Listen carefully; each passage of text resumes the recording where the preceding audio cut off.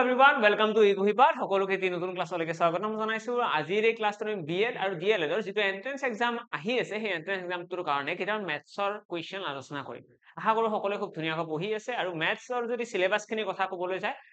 ইমান বেছি টান কোৱেশ্চনটো নাহে। একদম ইজি বেসিক লেভেলৰ বা কনসেপচুৱেল কোৱেশ্চন বিলাকে আহে। সো তোমালোকে যদি বেসিক লেভেলৰ কথাখিনি কমপ্লিট কৰিছা তেন্তে একদম পজিটিভ থাকা, নিশ্চয় তোমালোকে মাৰ্ক স্কোৰ কৰিব পাৰিবা। আৰু ইয়াতে যিখিনি কোৱেশ্চন আজি আলোচনা কৰিবলৈ গৈছো এইখিনি আগতে আহি যোৱা কোৱেশ্চন বা কেনেকুৱা ধৰণৰ কোৱেশ্চন আগতে আহিছিলে তেনেকুৱা ধৰণৰ কোৱেশ্চন এইবাৰো আহিব। তো তোমালোকে আজিৰ এই ক্লাছটোৰ অকনমান আইডিয়া এটা পাই যাবা। আৰম্ভ কৰিছো ক্লাছটো একদম প্ৰথম কোৱেশ্চনটো হৈতে। প্ৰথম কোৱেশ্চনত কি কৈছে, find the sum of the prime numbers between 30 and 42। এটা এইটো কোৱেশ্চনত যদি আমি চাও, এইটো কোৱেশ্চনে কি জানিব বিচাৰিছে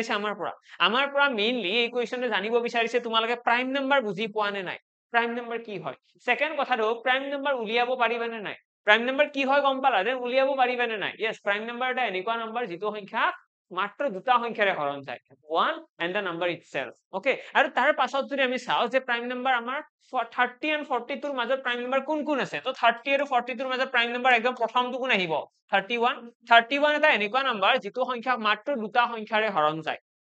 তাৰ পাছত 32 হ'ব নোৱাৰে, 33 হ'ব জানো, নহয়, 34 নহয়, 35 নহয়, দেন 36 নহয়, 37, yes 37 এটা প্ৰাইম নাম্বাৰ। 39 হ'বনে, নহয়, 39 ও এটা প্ৰাইম নাম্বাৰ নহয়। তাৰ পিছত 40 তো নহয়, 41, yes 41 এটাও আমাৰ প্ৰাইম নাম্বাৰ হয়। তো এই তিনিটা হৈছে আমাৰ প্ৰাইম নাম্বাৰ। আমাৰ 30 ৰ পৰা 42 ৰ ভিতৰত থকা মৌলিক সংখ্যা কেইটা হৈছে 31, 37 and 41। আমাক এটা কৈছে সাম উলিয়াব দিছে। সাম মানে কি হ'ব, এই তিনিটা সংখ্যাৰ যোগফল। তো 40 এ 30 40 এ 30 70, 70 এ 30 100, দেন 7 8 9 109 আমাৰ কারেক্ট आंसर আহিব। 109 ইয়াতে আছে নে, এতে 149 আছে, মোস্ট প্ৰবাবলি এইটো তোমালোকৰ কারেক্ট आंसर হ'ব। ইয়াতে চাগে টাইপিং মিস্টেক হৈ গল, ঠিক আছে। 109 আমাৰ কাৰেক্ট आंसर আহিব লাগে। নেক্সট কোৱেশ্চনৰ ফালে আইছো। নেক্সট কোৱেশ্চনত কি কৈছে চোৱা। ওকে, নেক্সট কোৱেশ্চনত আমাক কৈছে the sum of two numbers is 70। দুটা সংখ্যাৰ আমাক যোগফল দিয়া আছে 70 বুলি কৈছে, and the square of their difference is 1400। find the numbers। দুটা সংখ্যা আছে আৰু সংখ্যা দুটাৰ আমাক যোগফল দিয়া আছে, অৰ্থাৎ x plus y আমাক দিয়া আছে 70। লগতে কৈছে সংখ্যা দুটাৰ স্কয়াৰৰ ডিফাৰেন্স যদি সংখ্যা দুটাক স্কয়াৰ কৰা হয়, অৰ্থাৎ x square minus y square, মানে সংখ্যা দুটাৰ স্কয়াৰৰ ডিফাৰেন্স কৈছে ন, x square minus y square আমাক কিমান কৈছে 1400। এতিয়া আমাক কি উলিয়াব দিছে, আমাক কৈছে ফাইন্ড দ্য নাম্বাৰস, সংখ্যা কেইটা উলিয়াব দিছে যে এৰে কি কেইটা সংখ্যা হ'ব। ম্যাক্সিমাম ষ্টুডেন্টে হয়তো এইটোও কৰিব যে এৰে সংখ্যাবিলাক আমি যোগ কৰি চাও, 70 হৈছে নে নাই, 45 plus 25 70 হয়, 50 plus 20 70, 60 plus 10 70, 55 plus 15 70, মানে গোটেই কেইটা অপচনৰে যোগফল কি হ'ব, সংখ্যা কেইটাৰ যোগফল 70 আছে। এটা নেক্সট আমি কি চাব লাগে, এইটা স্কয়াৰ আৰু স্কয়াৰৰ ডিফাৰেন্সটো চাব লাগে। স্কয়াৰৰ পাৰ্থক্য যদি 1400 হয় তেতিয়াহলে সেইটো অপচনে কৰে, কিন্তু এইটো মেথডত গলে হয়তো আমাৰ বহুত বেছি সময় লাগিব। তো আমি কি কৰিম, আমি আমাৰ ট্ৰেডিশনাল মেথড ফলো কৰিম, অৰ্থাৎ আমি প্ৰথমতে x square plus y square যেটো আছে না এটাকে আমি ব্ৰেকডাউন কৰিম। এটাকে আমি কি লিখিব পাৰিম, x plus y whole into x minus y লিখিব পাৰিম। আমাৰ ফৰ্মুলা আছে ন, a square minus b square equal কি আছিল, a plus b whole into a minus b, আৰু ইকুৱেল ইয়াতে আছিল 1400। ইয়াৰে পৰা যদি আমি ক্যালকুলেট কৰো x minus y কিমান আহিব, চোৱা x plus y ৰ ভ্যালু হৈছে 70, এই 70 টো ইয়াতে বহালে কি হ'ব, এইপিনে গুচি গলে হৰণ, অৰ্থাৎ 1400 divided by 70, আৰু এইখিনি ক্যালকুলেট কৰিলে তোমালোকে দেখিবা হাতেৰে কাটি দিয়া, 7 2 14 20, অৰ্থাৎ সংখ্যা দুটাৰ পাৰ্থক্য কিমান আহি গল, পাৰ্থক্য আহি গল 20, আৰু সংখ্যা দুটাৰ যোগফল আছে 70। এটা আমি চাব লাগে ইয়াতে যিকেইটা সংখ্যা আছে তাৰ কোন কেইটা সংখ্যাৰ মাজৰ পাৰ্থক্য মাত্ৰ 20। এটা ইয়াতে তোমালোকে দেখিবা 50 আৰু 20 ৰ মাজৰ ডিফাৰেন্স কিমান আছে, 30, মানে এইটো অপচন হ'বই নোৱাৰে। 60 আৰু 10 ৰ মাজৰ পাৰ্থক্য কিমান আছে, 30, কিমান আছে 50, 50, 60 আৰু 10 ৰ মাজত ডিফাৰেন্স কিমান আছে 50, থাকিব কিমান লাগে 20 থাকিব লাগিব সংখ্যা দুটাৰ মাজৰ ডিফাৰেন্স, তো এইটো ভুল। দেন 55 আৰু 15 চালে কিমান আহিব, 5 ৰ পৰা 5 গল 0, 50 ৰ পৰা 10 গলে 40, মানে ইহৰ দুটাৰ পাৰ্থক্য আছে 40, তো এইটো অপচন নহয়, অৰ্থাৎ কাৰেক্ট অপচন কি আহিব, অপচন এ 45 minus 25, সংখ্যা দুটাৰ মাজত ডিফাৰেন্স কিমান 20। আৰু এতিয়া এইখিনি হৈছে অপচনৰ থ্ৰুৰে আমি কৰা, যদি অপচনৰ থ্ৰুৰে তোমালোকে কৰিব মন নাই তোমালোকে ডাইৰেক্টলি এই দুটা ইকুৱেশন যোগও কৰিব পাৰিবা, মানে এইটো হৈছে 1 নম্বৰ ইকুৱেশন, এইটো হৈছে 2 নম্বৰ ইকুৱেশন। যদি তোমালোকে এইটো 1 plus 2 কৰি দিয়া, ইকুৱেশনটা যোগ কৰি দিয়া, এতিয়া কি দেখিবা 2x equal 90, এৰে পৰা x equal আহিব 45। ঠিক তেনেদৰে আমি যদি ইয়াতে 45 x ৰ ভ্যালুটো বহাই দিও, y equal কিমান আহিব 70 minus 45 অৰ্থাৎ 25, তো এনেকৈ তোমালোকে এনসাৰ উলিয়াব পাৰিবা। ওকে ডান, নেক্সট কোৱেশ্চনৰ ফালে আহিছো। নেক্সট কোৱেশ্চনত কি কৈছে চোৱা, ইয়াতে আমাক কৈছে কমপ্লিট দ্য সিৰিজ ইয়াৰে যি কেইটামান সংখ্যা দিয়া আছে আৰু সিৰিজটো আমাক কমপ্লিট কৰিব দিছে 2 পাছত দিছে 4 অৰ্থাৎ ইয়াতে আমি ক'ব পাৰো 2 2 গুণ 4 পূৰণো হ'ব পাৰে আৰু লগতে যোগো হ'ব পাৰে কিন্তু এনেকুৱা লাগি আছে যে 8 2 গুণ 16 ন মানে পূৰণ হোৱা যেন লাগি আছে 4 2 গুণ কি হ'ব 8 হ'ব 8 2 গুণ কি হ'ব 16 হ'ব 16 2 গুণ কি আহিব ইয়াতে দুই এটা পূৰণ কৰিলে 32 আহিব অৰ্থাৎ কাৰেক্ট আনসাৰ কি আহি যাব অপচন বি আমাৰ কাৰেক্ট হৈ যাব নেক্সট কোৱেশ্চনৰ ফালে আহিছো ইয়াতে কি কৈছে ইয়াতে কৈছে if the day after tomorrow অহাকালিৰ পিছৰ দিনটো যদি ওয়েডনেসডে হয় অহাকালিৰ পিছৰ দিনটো যদি বুধবাৰ হয় বুধবাৰ অহাকালিৰ পিছৰ দিনটো ঠিক আছে টুমৰো মানে কি টুমৰো মানে অহাকালিৰ পিছৰ দিনটো যদি ওয়েডনেসডে হয় what is the day is today মানে আজি কিবা মানে কথাটো এনেকুৱা আজি হৈছে এইটো তাৰ পিছত এইটো হৈছে অহাকালি আৰু তাৰে পিছৰ দিনটো হৈছে ওয়েডনেসডে বুজি পালা সকলোৱে অহাকালিৰ পিছৰ দিন এতিয়া আমাক কৈছে এইটো দিন কি হ'ব আজিৰ দিনটো তো ওয়েডনেসডেৰ আগত কি আহিব টিউজডে আহিব তাৰ আগত কি আহিব মানডে আহিব মানে মানডে হৈ গ'ল আমাৰ কাৰেক্ট আনসাৰ খুব সিম্পল কোৱেশ্চন আছিলে হয়নে অহাকালিৰ পিছৰ দিনটো যদি বুধবাৰ হয় আজি কি বাৰ আজি সোমবাৰ হলে অহাকালি মঙ্গলবাৰ হ'ব পৰহি বুধবাৰ হ'ব ওয়েডনেসডে নেক্সট কোৱেশ্চনৰ ফালে আহিছো এইটো কোৱেশ্চন এতে কি কৈছে এইটো হৈছে ব্লাড ৰিলেশনৰ কোৱেশ্চন যৰ আমাক কৈছে A is the brother of B A হৈছে বিৰ ভায়েক এ কি এ হৈছে ভায়েক কাৰ ভায়েক এ হৈছে বিৰ ভায়েক আমি ডায়াগ্ৰাম বনাম ন আমি ফ্যামিলি ট্ৰি বনাবলৈ চেষ্টা কৰিম আৰু এবাৰ ফ্যামিলি ট্ৰিটো বনোৱা হলে আনসাৰটো খুব ধুনীয়াকৈ আমি পাই যাম এতে কৈছে A is brother of B then কি কৈছে B is the sister of C B হৈছে ভন্টি কাৰ ভন্টি সিৰ ভন্টি and C is the brother of D C হৈছে ভায়েক কাৰ ভায়েক ডিৰ ভায়েক তো হৈ গ'ল এইখিনি diagram A is the brother of B B is the sister of C and C is the brother of D লগতে কৈছে what is the relation of A and D তো এ আৰু ডিৰ মাজৰ ৰিলেশন কিবা এ টু ডি বুলি কৈছে এ relation ডিৰ লগত কি তো এইটো কি হ'ব এজ এ ব্ৰাদাৰ আমি ইয়াতে দেখিছো গোটেই কেইজন এটা লাইনত আছে মানে ইয়াত ভায়েক হ'ব ঠিক আছে এটা যেনে ডি ৰিলেশন গম নাপাও তো ডিটো আমি ক'ব নোৱাৰো আমাক কৈছে ৰিলেশন অফ এ ৰিলেশন দিছে যে এ কি সম্বন্ধত জড়িত হৈছে তো এ এজ এ ব্ৰাদাৰ জড়িত হৈ আছে তো অপচন এ আমাৰ ইয়াতে কাৰেক্ট হৈ যাব নেক্সট কোৱেশ্চনৰ ফালে আহিছো এইটো কোৱেশ্চন এতে কৈছে ফাইন্ড দা অড ওয়ান আউট ওকে তাৰে অমিলটো আমাক বিচাৰি উলিয়াব দিছে অমিল কি হ'ব 3 5 7 9 11 আছে তো 3 5 7 আৰু 11 একেটা কি হয়নো এই গোটেই কেইটা সংখ্যা আমি একদম প্ৰথম কোৱেশ্চনতে আলোচনা কৰিছিলো মৌলিক সংখ্যাৰ কথা এই গোটেই কেইটা আমাৰ এনেকুৱা ফিল হৈছে মৌলিক সংখ্যা ইয়েস গোটেই কেইটা মৌলিক সংখ্যা বাকি 9 টো কি হয় 9 হৈছে এটা এনেকুৱা সংখ্যা যিটো সংখ্যা 3 ৰেও হৰণ যাব 9 ৰেও হৰণ যাব আৰু লগতে 1 ৰেও হৰণ যাব মানে তিনিটা সংখ্যাৰে হৰণ যায় আছে অৰ্থাৎ 9 মৌলিক সংখ্যা নহয় তো 9 হৈ যাব ইয়াৰে অমিলটো ঠিক আছে অমিলটো কোন হ'ব 9 হৈ যাব ইয়াতে আমাৰ অযুগ্ম সংখ্যাৰ কথা কোৱা নাই তোমালোকে যদি অযুগ্ম সংখ্যাৰ প্যাটাৰ্ন চাব যোৱা এটা গোটেই কেইটা অযুগ্ম সংখ্যা কিন্তু মৌলিক সংখ্যা বুলি ক'লে ইয়াৰে 9 এটা একলতা এনেকুৱা সংখ্যা যিটো মৌলিক সংখ্যা নহয় নেক্সট কোৱেশ্চনৰ ফালে আহিছো এইটো কোৱেশ্চন এৰে কি কৈছে এৰে কৈছে ট্ৰেইন ট্ৰেভেলস 120 কিলোমিটাৰ ইন 2 আৱাৰ্স এখন ট্ৰেইন এখনে 120 কিলোমিটাৰ ভ্ৰমণ কৰিছে 2 ঘণ্টাত এখন ৰেলগাড়ী এখনে 120 কিলোমিটাৰ 2 ঘণ্টাত গৈছে মানে স্পিড কিমান হ'ব তো স্পিড ইকুৱেল ডিসটেন্স 120 ডিভাইডেড বাই টাইম ডিসটেন্স বাই টাইম ইকুৱেল কি আহিব 60 কিলোমিটাৰ পাৰ আৱাৰ আমাৰ আহি গ'ল স্পিড তো হেতু আমাক উলিয়াব দিছে আমাক কৈছে স্পিড উলিওৱা খুব সিম্পল কোৱেশ্চন দিছিলে আমাক টাইম দিয়া আছিলে আমাক ডিসটেন্স দিয়া আছিলে তো স্পিড কিমান হৈ যাব 60 কিলোমিটাৰ পাৰ আৱাৰ নেক্সট কোৱেশ্চনৰ ফালে আহিছো এইটো কোৱেশ্চন এটা কৈছে হোৱাট ইজ 25% অফ 200 200 ৰ 25% কি হ'ব 200 ৰ 25% বুলি কৈছে মানে ইয়াত আমি ক্যালকুলেশন কি কৰিম 25% মানে কি পাৰ্সেন্টেজ মানে হৈছে তলৰটা 100 আহিব অফ মানে কি অফ মানে পূৰণ ইনটু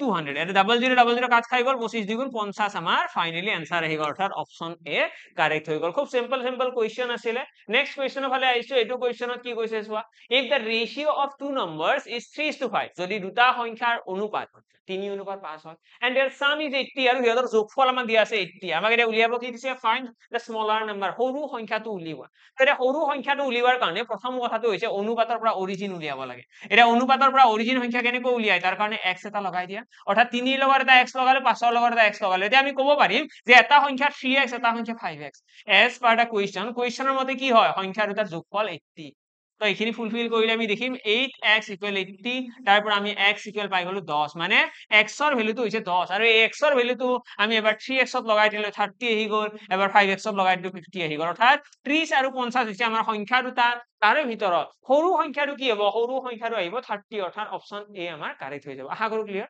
yes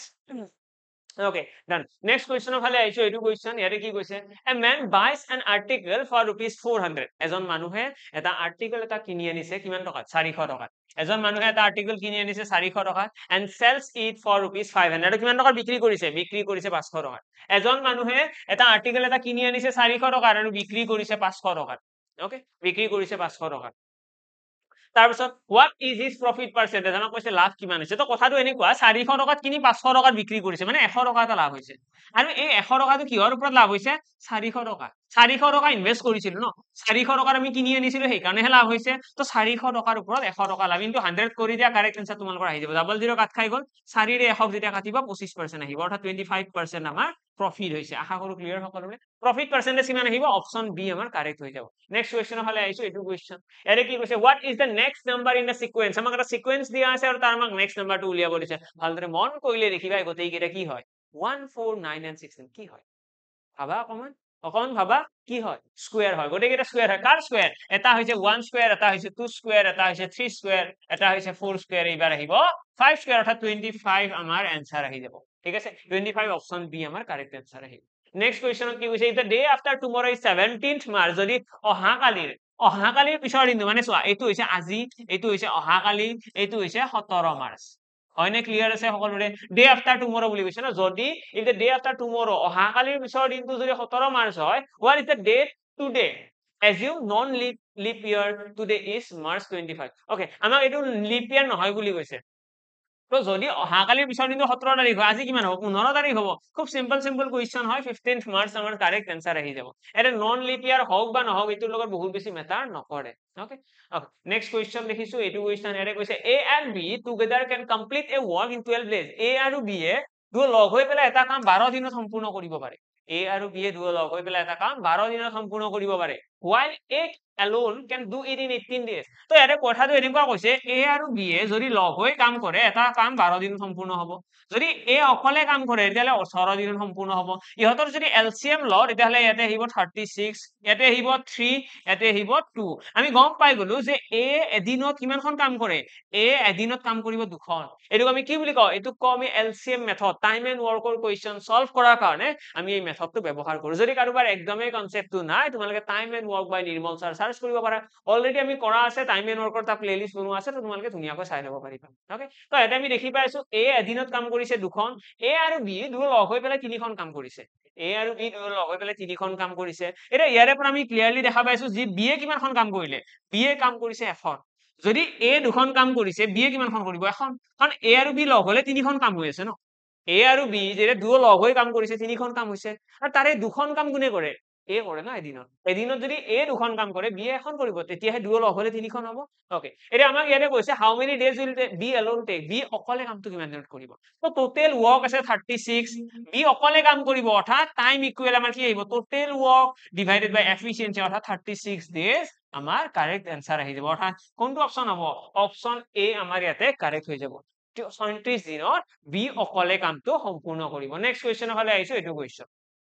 এৰে কি কৈছে আমাক এটা এইচএফ উলিয়াব দিছে what is the HCF of 24 and 36 কি কৰিব লাগে that's it 8 ডাইৰেক্ট आंसर ন দেখো 12 হ'ব কি হ'ব আমি চাব কি লাগে আমাক যদি এইচএফ উলিয়াব দি আমি এনেকুৱা এটা সংখ্যা উলিয়াব লাগে যিটো সংখ্যাৰে দুটা হৰণ যায় এটা 24 আছে ইয়াতে 24 আৰু 36 আছে বাৰু একেই কথা 24 আৰু 36 12 ৰে কাটি দিয়া 12 3 গুণ 34 12 2 গুণ 24 আৰু বেলেগৰে যাব জানো হৰণ নাযায় তো 12 এটা এনেকুৱা সংখ্যা সকলকৈ ডাঙৰ সংখ্যা যিটো সংখ্যাৰে 24 কো ডিভাইড কৰিছে 36 কো গৈছে তো এইচসিএফ হৈ যাব আমাৰ 12 নেক্সট কোৱেশ্চনৰ ফালে আহিছো এটো কোৱেশ্চন এতে কৈছে 2x + 3 = 11 what is the value of x খুব সিম্পল কোৱেশ্চন হয় আমি ইকুৱেশ্চন সলভ কৰিব সকলোৱে জানো 2x = কি হ'ব 3 টো ইয়াতে আছে পজিটিভ এপিনে আহিলে নেগেটিভ হৈ যাব অৰ্থাৎ 11 - 3 এৰে পৰা x = কি হ'ব 2 টো ইয়াতে পূৰণ হৈছে এপিনে আহিলে হৰণ হ'ব 11 পৰা 3 গলে 8 আহিব 8ক 2 ৰে হৰণ কৰিলে 4 আহিব অৰ্থাৎ কাৰেক্ট आंसर আহি গল অপচন এ নেক্সট কোৱেশ্চনৰ ফালে আহিছো এটো question what is the simple interest on rupees 5000 5% per annum for 2 years আমাক কৈছে 5000 টকা এজন মানুহে ধাৰত আনিছিলে 5% সুতৰ হাৰ 2 বছৰ সময় তো আমাক প্ৰিন্সিপাল দিয়া আছে ৰেট অফ ইন্টাৰেস্ট দিয়া আছে টাইম দিয়া আছে তো আমি ডাইৰেক্টলি ইয়াতে এসআই উলিয়াব পাৰিম ফৰ্মুলা ইউজ কৰিম PRT by 100 এটা ইয়াতে ডাটাখিনি জাস্ট বহাই দিয়া आंसर আহি গল এৰে 5000 আহিব প্ৰিন্সিপাল আৰ আহিব আমাৰ কিমান ৰেট অফ ইন্টাৰেস্ট 5 আৰু টাইম আহিব 2 বছৰ ডিভাইডেড বাই 100 0000 কাট খাই গল 5 2 গুণ 10 50 10 গুণ 500 অৰ্থাৎ 500 টকা আহিব আমাৰ সিম্পল ইন্টাৰেস্ট কাৰেক্ট आंसर কি হৈ গল অপচন এ আমাৰ কাৰেক্ট হৈ গল তো সৰল সুতৰ সকলোৱে ফৰ্মুলাটো জানাই চাগে এই ফৰ্মুলাটো তোমালোকে জাস্ট সিম্পলি ইয়াতে ইউজ কৰিব লাগে আৰু आंसरটো তোমালোকৰ ওলাই যাব নেক্সট কুৱেশ্যনৰ ফালে আহিছো ইয়াতে কি কৈছে 5:10 দিয়া আছে x 20 what is the value of x এইটো আমি কি বুলি কয় এইটো আমি প্ৰপৰচনৰ কুৱেশ্যন বুলি সমানুপাত এইটো সমানুপাতৰ কুৱেশ্যন আৰু সমানুপাতৰ কুৱেশ্যন সলভ কৰাৰ কাৰণে আমি কি জানিব লাগিব সমানুপাতৰ কুৱেশ্যন আমি সলভ কৰাৰ কাৰণে আমি জানিব লাগিব এটা কেনেকৈ লিখিব লাগে অৰ্থাৎ আমি সমানুপাতত যেতিয়াই কোনোবা এটা বস্তু দেখাব আমি কেনেকৈ লিখিব পাৰো আমি এইটোক লিখিব পাৰিম 5/10 is equal x/20 আৰু ইয়াতে ক্লিয়াৰলি দেখা পাইছো 0 0 কাট খাই গল x ইকুৱেল কিমান আহিব 5 2 গুণ 10 হৈ গল আমাৰ কাৰেক্ট আনসাৰ তো অপশন এ আমাৰ কাৰেক্ট হৈ যাব নেক্সট কুৱেশ্যনৰ ফালে আহিছো এইটো কুৱেশ্যন আমাক কৈছে ফাইন্ড দা মিসিং নাম্বার মানে কি হয় এটা আমাক এটা টার্ম এটা দিয়া আছে যেটো গ্যাপস দিয়া আছে আমি ফিল আউট কৰিব লাগে আমি প্ৰথমতে যদি এটা কানেকশন চাও 3 পৰা 6 হৈছে অৰ্থাৎ আমি আগতে যেটো কুৱেশ্যন অলৰেডি কৰিছো সেম প্যাটাৰ্নৰ হয় 3 পূৰণ 2 6 পূৰণ 2 12 পূৰণ 2 এবাৰ 24 দুগুণ কি হ'ব এটা দুই এটা পূৰণ কৰিলে 48 আমাৰ কাৰেক্ট আনসাৰ আহি গল ওকে ইয়াতে যিমানখিনি কুৱেশ্যন আছে গোটেইখিনি কুৱেশ্যন হয়তো তোমালোকৰ দুইজনে ফিলও কৰিবা যে ইমানে ইজি কুৱেশ্যন আহে জানো আমি যদি আগৰ এক্সামৰ প্যাটাৰ্ন চাও এনেকুৱা ধৰণৰ কুৱেশ্যন আহি গৈছিলে সো আমি বহুত বেছি টানৰ ফালে যাব নালাগে বেসিক্স খিনি জানিব লাগে যেনেকৈ পাৰ্চেন্টেজৰ বেসিক সলভিং 50% of 300 বুলি কলে কি হয় মুখে মুখে আনসার আহিব লাগে আমি যদি ইয়াতে 50% 15% বুলি কও 15% মানে কি হয় 15/100 into 300 তো এর ডাবল জিরো কাট খাই গল 15 3 গুণ 45 তো 45 আমার ইয়াতে কারেক্ট आंसर আহি গল নেক্সট কোয়েশ্চন কৈছে এটা perimeter of A square is 48 centimetre যদি এটা স্কয়াৰৰ পেৰিমিটাৰ দিয়া আছে তাৰ মিনিং কি পেৰিমিটাৰ মানে গোটেইকেইটা সাইডৰ যোগফল আৰু স্কয়াৰৰ পেৰিমিটাৰৰ ফৰ্মুলা সকলোৱে জানানে নিশ্চয় জানা চাগে 4a বুলি কোৱা হয় 4a ইকুৱেল ইয়াতে আছে 48 ইয়াৰে পৰা a ইকুৱেল 8 আহি যাব নে কি 12 আহি যাব ঠিক আছে আমি ইয়াৰে পৰা গম পাই গলো যে 4 ৰে যেতিয়া 48 কাটা যাব 12 আহি যাব অৰ্থাৎ এই যেটো স্কয়াৰৰ কথা চলি আছে স্কয়াৰটোৰ বাহুৰ দিক হৈছে 12 সেন্টিমিটাৰ গোটেইকেইটা কিমান 12 সেন্টিমিটাৰ আমাক এতিয়া কৈছে what is its area উলিয়াব দিছে এৰিয়াৰ কাৰণে কি কৰা হয় এৰিয়াৰ কাৰণে ফৰ্মুলা আছে a স্কয়াৰ অৰ্থাৎ 12 স্কয়াৰ 12 স্কয়াৰ কৰিলে কিমান আহিব 144 তো 144 সেন্টিমিটাৰ স্কয়াৰ আমাৰ কাৰেক্ট आंसर আহিব option A will be our correct answer next কোৱেশ্চনৰ ফালে আহিছো এটো কোৱেশ্চন এৰে কৈছে what is the LCM of 12 and 18 12 আৰু 18 ৰ LCM কি হ'ব লসাগু যেতিয়া উলিয়াব দি আমি কি কৰিব লাগে আমি 12 আৰু 18 এই দুটা সংখ্যাৰে হৰণ যোৱা সংখ্যা উলিয়াব লাগিব তো এৰে আমি দেখি পাই আছো 6 ৰে কাটিব 6 2 গুণ 12 6 3 গুণ 18 আৰু যাব নে নাযায় তো এৰে যিমানখিনি সংখ্যা আছে গোটেইখিনি পূৰণ কৰি দিয়া 6 2 গুণ 12 12 3 গুণ 36 36 আমাৰ LCM হৈ পৰিব নেক্সট কোৱেশ্চন কৈছে a car travels 240 kilometre in 4 আৱাৰ্স এখন কাৰ এখনে 240 কিলোমিটাৰ গৈছে 4 ঘন্টা তো স্পিড কিমান হ'ব 240 4 ৰে হৰণ অৰ্থাৎ 60 কিলোমিটাৰ পাৰ আৱাৰ আমাৰ ইয়াতে স্পিড আহি গল ঠিক আছে ডিসটেন্সত কি কৰিছো ডিসটেন্স ডিভাইড বাই টাইম কৰিছো স্পিড আমাৰ ওলাই আহিছে নেক্সট কোৱেশ্চনত কি আছে 3x - 5 is equal আছে 10 what is x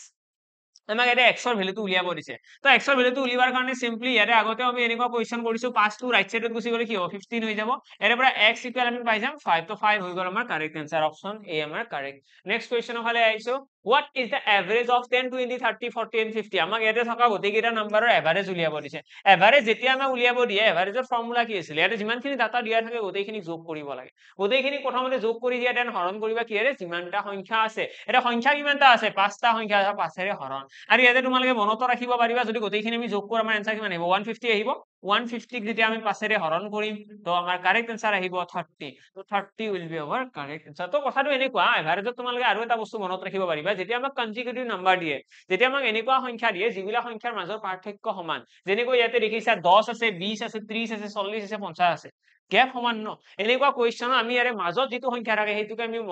গড় বুলি কওঁ একদম মাজত যোনটো থাকিব এৰে চোৱা এইফালৰ পৰা 10 20 30 30 এটা এনেকুৱা সংখ্যা যেটো একদম মাজত আছে ন এইফালে দুটা সংখ্যা আছে এইফালে দুটা সংখ্যা আছে তো এই ক্ষেত্ৰত 30 টোকে আমি কি বুলি কওঁ এভাৰেজ বুলি কওঁ ওকে নেক্সট কোৱেশ্চনৰ ফালে আহিছো এটো কোৱেশ্চনত কি কৈছে চোৱা খতম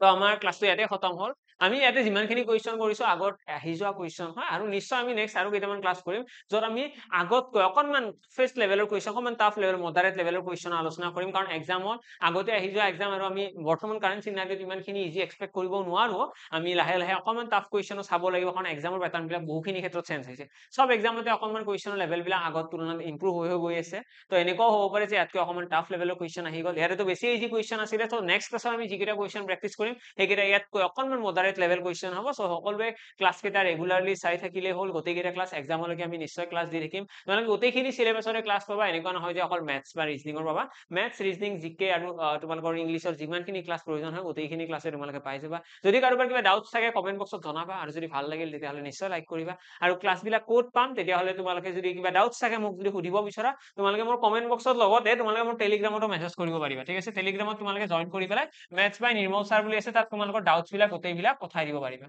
ঠিক আছে মেথছ বাই নিৰ্মল ছাৰ বুলি টেলিগ্ৰামত আছে সাৰ্চ কৰিবা তাত তোমালোকে মোক পাৰ্সোনালি তোমালোকৰ ডাউটছ বিলাক পঠাব পাৰিবা লগ পাম সকলোকে নেক্সট ক্লাছত আজিৰ কাৰণে ইয়াতে সামৰিছো থেংক ইউ